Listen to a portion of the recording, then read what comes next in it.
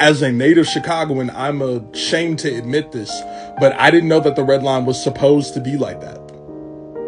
I had no idea the red line was supposed to be like that.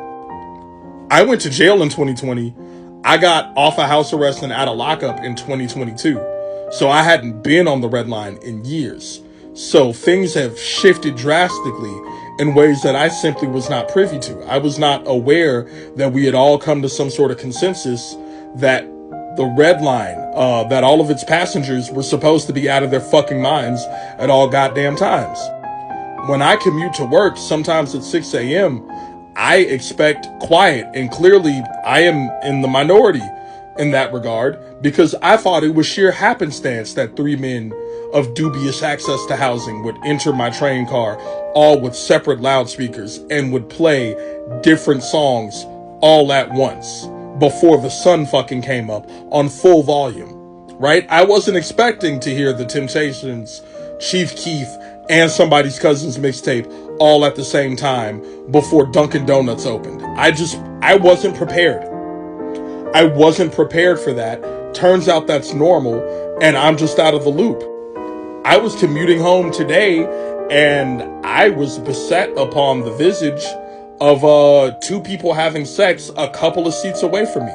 Just full out in the open. And when I accidentally locked eyes with the person who was doing it, because I was in shock, I had clearly breached some sort of social contract that I was not aware of. And that the proper way to react to this breaching of contract is to pull a knife on me and then threaten to slit my throat, because I have clearly interrupted a deep, personal, and intimate moment that was happening in full view of an entire train car directly under a security camera. I didn't know you could get sloppy toppy wide open on the train like that, and that if anybody looked at you by accident, you was allowed to unalive them. I simply did not know, and I know ignorance of the law is no excuse, but now that I'm aware of the law, I will be following it to the letter.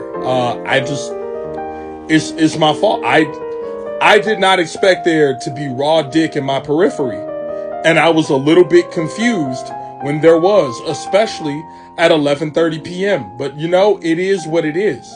Okay, I did not realize that I would be exposed to somebody's live reenactment of the close friends list. I wasn't ready, but I am now, and I'm sorry. I'm sorry that I have not kept up.